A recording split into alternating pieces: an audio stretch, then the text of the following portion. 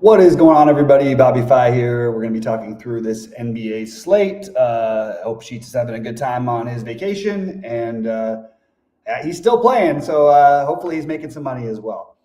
All right, I'm going to get into it. Obviously, we know the rundown. You know, NBA, everything's going to change. It's the way it is. It's about being able to swap anybody who's a site member. I'll post my exposures as close to lock as possible. I will try to post them with the updates after lock, but I can't promise to do all of them. I'll do my best, as always, and give you exactly what I'm doing on this slate. Still kind of hurting over last night, kind of frustrated. I'll just show you guys exactly what I'm talking about because I really should have won the 555 last night. I played one entry. Let me get to this real quick. And yeah, so like here you can see where I was. I literally got this in. I got this part in the Nick Richards literally like maybe a few seconds before that second half of the slate locked. I was really frustrated at myself because I got off to a great start. The only guys I had in the early games were Donovan Mitchell and Scotty Barnes. And obviously Scotty Barnes at low ownership on a 3-game slate. I felt like I could kind of go a little bit more chalky. The problem was I was very into the Iguodaro thing, and this is all hand built and everything. Again, I use the other stuff for massive, MME and all that stuff. But this should have been Iguodaro, and Iguodaro, for those of you guys who didn't see, I believe he scored 35 fantasy points, so I would have won this easily solo for 50K. And I'm really mad at myself. I literally wish that DraftKings had a glitch and just just missed out, because I was there. I had it won if I just don't click that Nick Richards button. Now, I didn't know Nick Richards was going to get in massive foul trouble and a massive blowout, and that's what helped Iguodaro, et cetera, et cetera, et cetera. Just super frustrating, though. Like, it really could have been that win. It's one of those that's weird because if Scotty Barnes puts up like 45 and Mitchell's at 45 or something like that, I'm willing to take a huge gamble on the later stuff. I just went chalky, and unfortunately, that 30-point difference between Richards and Iguodaro, I would have won this in a landslide. So a little bit frustrated personally with the way that it ended up. A winning night, but not the kind of win that we were looking for. So just a little bit. Oh, I didn't even show you guys. I didn't share my screen. I'm going through this all as if I'm sharing my screen. Let me just show real quick what I'm talking about. Yeah, this was the 555 last night, and you can see the Nick Richards there. I just wish I would have left it as Iguodaro and won. I would have made 48,000 more than I did.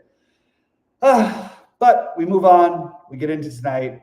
It's always hard, and one of the things I try to tell people is it's really hard after those kind of things to try to again, 50K is not going to change my life, but it's hard to pick yourself up the next day and go, how do I mean, it's really hard to win with one entries in these big tournaments. It's hard, man. I don't know what else to say. For me, I thought about not playing today, and I also, go out with my girl a little bit early, but instead I decided to get back after it and try to get it back, not get it back, but try to win even more.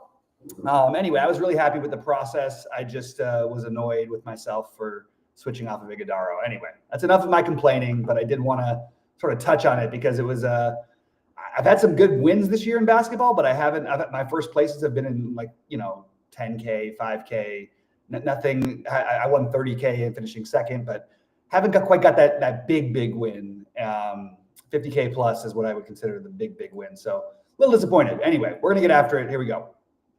So what I'm going to do here, because we, again, as I said, there's going to be news that comes along the way. So I'm going to start with the later games, and I actually am going to use min-max today. We have enough games on the schedule. We have a lot of games on the schedule. Nice short slate, only an hour and a half in between. So what I want to do is try to see from the back. I'm going to start at the back and then move forward and min-max that way. And then after I min-max with late swap, what I'm going to do is I'm going to, either adjust the projections up to a certain point. Maybe I would consider to min-max up till 7 Eastern. But I think at that point, I might tweak a little bit of the projections to get more of what I want. For example, I really like Luka. We'll get into that in a minute, but I'm going to go game by game and just break this down. I don't think that at least one of Anthony Davis or PJ Washington is going to play. Again, Anthony Davis has been out, so I don't really know what to do with that as a speculative play. I thought about just okay, well, let's just have 1% of the other Mavs each. I just think it's maybe a little bit too cute. So I'm sort of leaving that alone right now. What I am going to do on the other side, though, because I do like some of these plays, I like James Harden. So I'm okay with at least through the first run having 11% of James Harden. I'd like to be at least, I like John Collins quite a bit. I'd like to be above the field or at least with him. And I'd like to have some Zubac exposure. So those guys, I'm all just clicking in that I want, want something out of it. And we'll see what the builds give us, what the sims give us, and all that stuff when we're done. Moving over to Milwaukee, I was kind of surprised by this projection on Cole Anthony, but he is so cheap, and we don't have that much other value. I'd rather always delay and get my value later, as I talk about quite often. So I'm going to try to do the same thing today. I'll get, I may not end up with any Cole Anthony, but through the first run, I will have my 11% or whatever. Love Giannis. Don't know what to do because I love both Giannis and Luka tonight. And it's really close for me to rank between the two of them. I think it's probably Luka, but it's just because of the ownership. But I do like Giannis enough. I want to get some. If I can get both of them in because we get some late news, I'm probably going to try to find a way to do that. I don't think you have to. I think there's a lot of ways to go on this slate. So Giannis, we'll make sure we have at least 11%. Again, we might get a little bit more. I'm not changing the projections right now. Diabate, I think one of the easiest sources of value on the slate, assuming that he does in fact start. Kind of like Plumlee as a contrarian play. I'll put him in there, and he might end up becoming the chalk by the time this game actually ends up locking. But we're just making sure we have reasonable numbers of these later games. And then last thing I'm going to focus on is the first games that come up, and we're going to get news probably while I'm on air here, but certainly after I'm on air, that is going to happen. All right, Minnesota. I really don't like what I'm getting here. I'm a little nervous this game gets non-competitive. I don't love this much of Anthony Edwards. I think the projection's a little bit hot, and I think there's a lot of paths for him to be out of the game. Now, he can smash this team. Don't get me wrong. I would feel better about it if it was in Sacramento.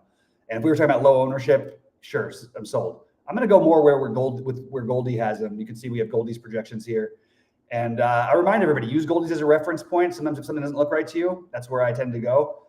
We've got, say, Gobert sort of in between these guys. I'm not really going to mess with Gobert's projection. Naz Reid is very similar between both. I don't think I want this much, but I don't think I'm going to end up with that much either. Ignore these exposures. They're all from this morning. I'm not going to go out of my way for anybody else in this team, but I'm okay to get a little bit of it. DiVincenzo could work well, and especially like in a blowout type of game. But I don't really think I need to do much there. I'm looking for excuses to play these later guys, though, because like I said, new news every night. All right, this is a big one because we don't really know about Sabonis. Again, these guys usually tend to play, and Monk hasn't been playing, but the projections are going to look terrible on everybody. However, if Sabonis is out, we're going to have to talk about Precious. We're going to have to talk maybe about Eubanks. I don't even know who it's going to be for sure. Depends on what happens also with Monk, who's starting. And I do worry just about this game in general. It doesn't feel it feels like there is some serious blowout risk. Now, these guys can still get there, especially on the Minnesota side. So that's why I'm not touching too much over there. I don't think I want to touch anything right now. I think I might closer to lock if I feel like my lineups are a little bit chalky.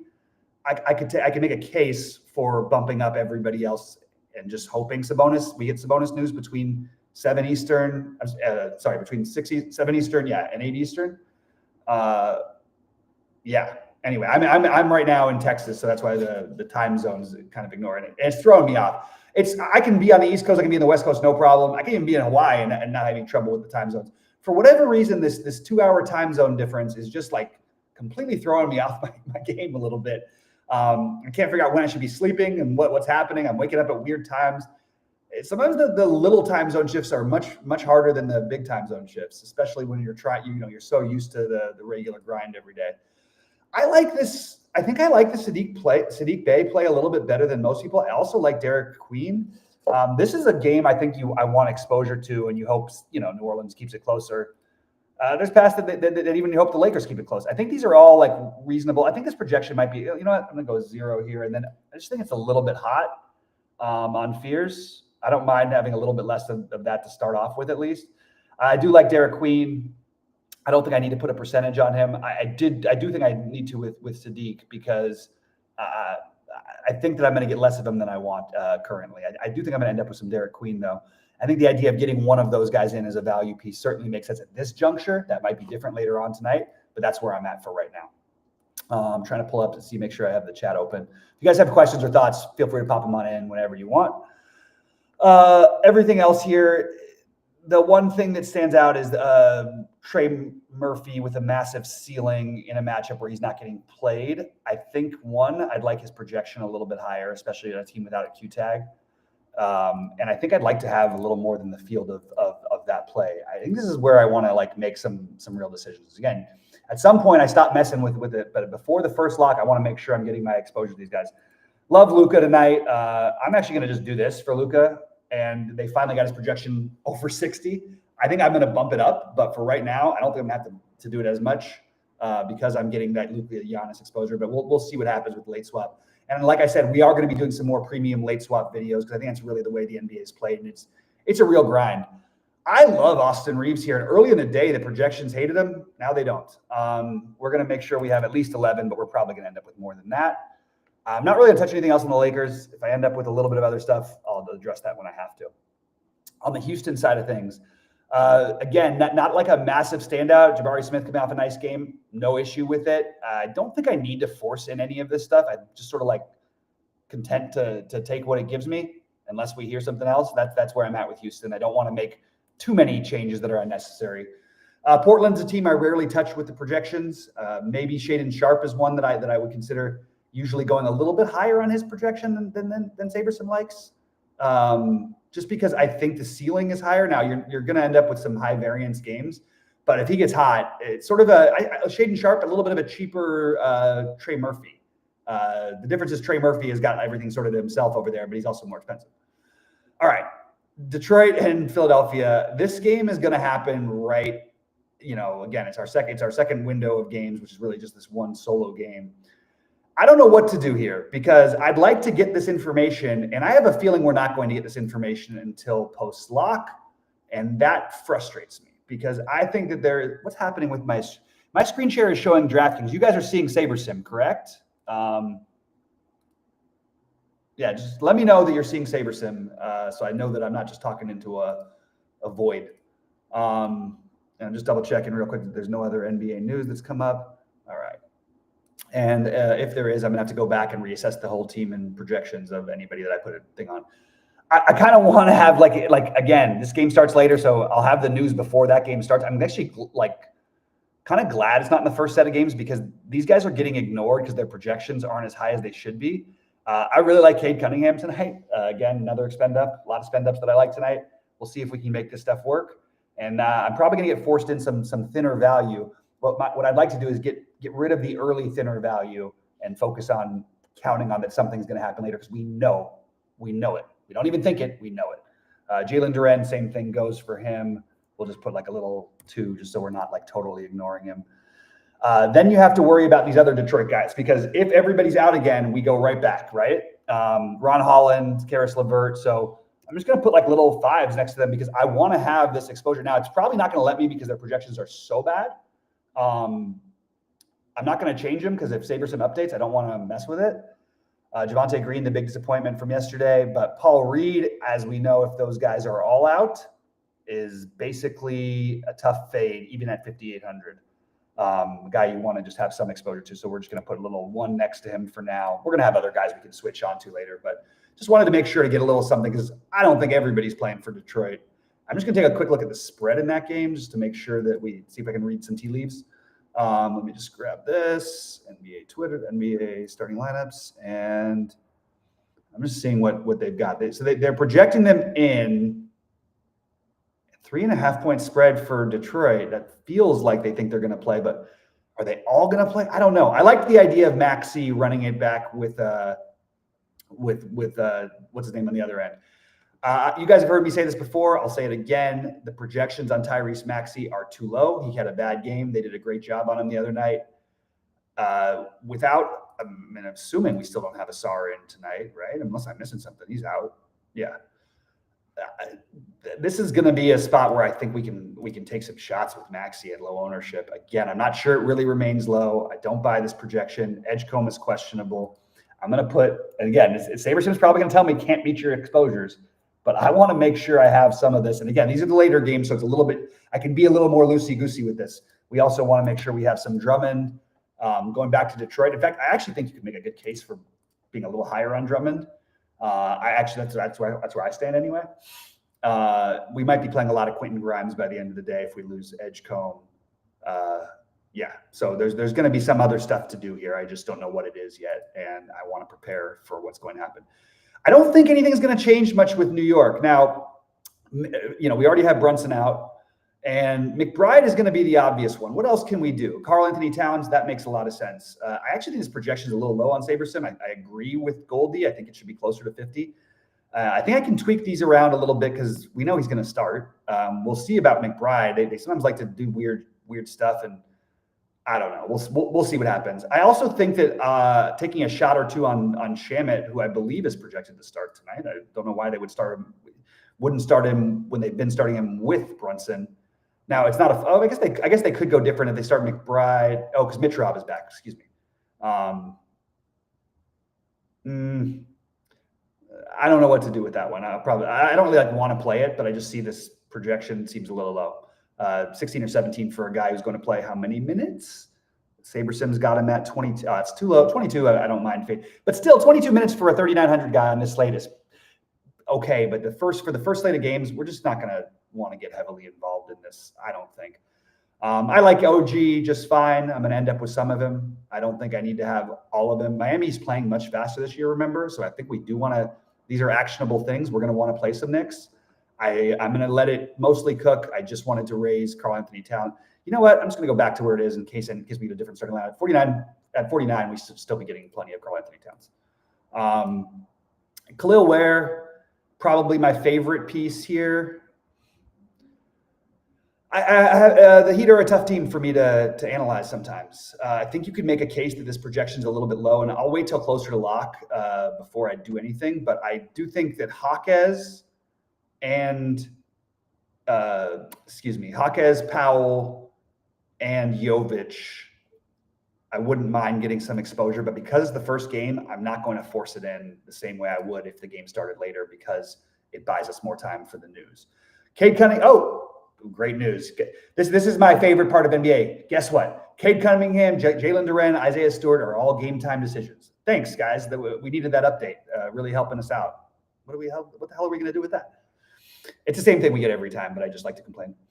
All right. I will buy the Suggs. I think this projection might be a little hot. I don't know that I want 100% of Suggs because I think there is a bust path for him occasionally. We got BJ Edgecombe, guys. We got BJ Edgecombe news. He's a game time decision. Okay. There should be a rule. Let's do a rule. Let's do the NFL thing. 90 minutes before lock. That's it. 90 minutes. 90 minutes before the game starts. Let us know what you got. I hate this stuff. At the same time, there's huge opportunity to be gained by just gluing yourself to your computer and making sure you're adjusting. And if other projection systems can't adjust properly, you can adjust it for them. I've used the Westbrook example when he was starting, especially going back to OKC that game, and they had him projected at 25 fantasy points when he was like, I think it was 4,800. That was a ridiculous projection. Anyway. I digress. All right. We're going to be getting something here because we have no Paolo. And with no Paolo, no Mo Wagner still, nothing different there. I think that all of this makes sense. I wish it was a later game. I would be more willing to. I think we're just going to get it, and we're just going to take what we get. This is a kind of an offensive. I know he's been bad this year, but I think it's too low on Bane. Again, I'm going to wait till just a little bit longer to update the Anthony Black projection. I'm sorry, to update the Desmond Bane and Anthony Black. I feel like Goldie's got it a little bit more accurate. I don't think they bumped these guys quite enough with the exception of Suggs. And the issue with Suggs is, let me just double check this. To be honest with you, yeah, I just love Suggs as a player. And if he's going to play 28 plus minutes, what do we have him at for minutes though? I bet you they have him to 26 minutes. And they've got him at a 33 project. That's a lot per minute for him. I know Paolo's out. I do think Franz is the bigger beneficiary. And maybe I just say, okay, well, I don't want to be below the field on Franz. And I don't necessarily buy that this is where the field is, but I don't want to be below the field on Bane. So I'm sure I'll get plenty of it, but I'm just going to make sure I have just some of it. You know what I'm saying? Wendell Carter, I don't mind because I think there's a bust path there. I think the really weird play that's ringing in my head tonight that from this game. Again, if it was a later game, I'd be willing to take that shot. I think at some point Batatse starts getting some more minutes. I think that I don't know. Maybe I'm remembering too much of last year. He's 3,600. I don't really want to force it in, but it is what it is. Oh, a new episode of Pluribus, something to look forward to. Anybody else out there watching Pluribus? Pretty interesting, interesting opening show. I just watched the first couple episodes. Definitely interesting. I love that kind of stuff. End of the world, or the world as we know it, I guess. So I'm probably going to tweak this Suggs projection to match a little bit closer. Maybe put him around 31.5. Again, I'm going to probably have at least 40%. I don't think I need to force it in. I think it's just going to happen naturally. If it doesn't, I'll reconsider. This Clowney, let's see. I want a starting lineup before I touch anything with Brooklyn, as always. I do think this projection now it's not too low. It was too low on Michael Porter Jr. It's still close to too low. I mean, so what do we think, guys? Like Michael Porter Jr. in this current, especially without Cam Thomas for a while, they raised his price. He's played really poorly in these last couple. His usage has been awesome. I think if we get a hot shooting game, and I think there's even assist upside, I actually think Michael Porter Jr. is a good tournament play. I might just be willing to risk and gamble this just to go like a little bit. You know what I mean? And at 37, we'll see where it ends up. Anyway, I'm going to build and we'll go from there. Pop in any questions or thoughts as we go along. Bill says, I'm a game time decision. Should I play TK or not? I was a game time decision until a couple hours ago. So I hear you, Bill. That's pretty funny. Look, here's the answer to your question. Should you play or not? Are you willing, at least for the next 2 hours and 50 minutes? Are you willing to be right by your computer, ready to adjust, ready to late swap? That would be the answer. If you're able to, fire it up, Bill. If you're not, don't fire it up. That's my take. It's my normal take. It does feel like I know we raised the price on these things, but like why is Demon only? I think this is nonsense. Demon's going to have more ownership than this, right? It's not like the most exciting play, but I kind of want to. You got a rookie starting point guard who just put up 32 as a starter. Yeah, I guess there's going to be some 24s and stuff in there, and I wish it was later to use the value. Wish Clowney was later. Clowney's like, dude, you'll feel like everyone's an idiot when you play Clowney when he has one of his games, and then you'll feel completely like you're the idiot like half the time. He's just going to have a wide range of outcomes. All of these guys are, but because of it, the ownership is just sort of like everything's sort of like evening out. Nick Claxton put into a similar category. What do we have him at? 34.4. We should get to a little bit of them. I just feel like we're not doing enough here. I'm not going to put like a huge number, but I don't want to ignore these guys. And we'll end up with some Clowney, but I don't want like a crazy. I just feel like we got to do something. They didn't raise the prices enough, in my opinion, with no Cam Thomas yet. And I'd like to get ahead and before they do. One of the biggest discrepancies you'll see is Goldie's projection versus Saber Sims on Zaire Williams. Really hard guy to project. He will occasionally put up that game off the bench that you really want. I just don't think I can do it because it's the first one. I think he had 4 fantasy points in the last game, but there's occasionally you're going to throw up a 30. I just think there's other things I'd rather wait until later. Again, if this game was later, I probably would do a little bit more. All right. Well, let's see how much SaberSim hates me after what I did everywhere.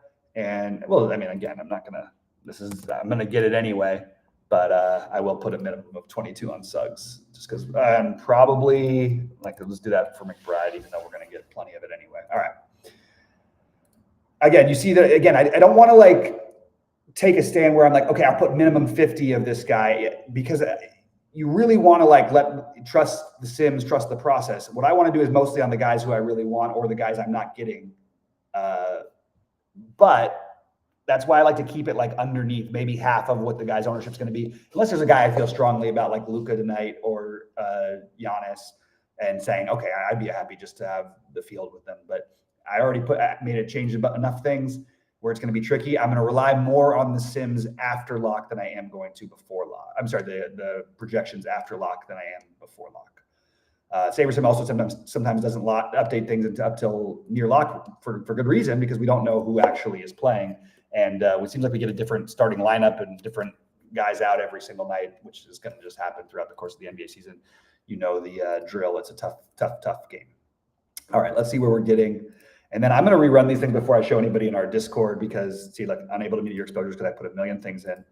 Let's run the sims and see what we're looking at here.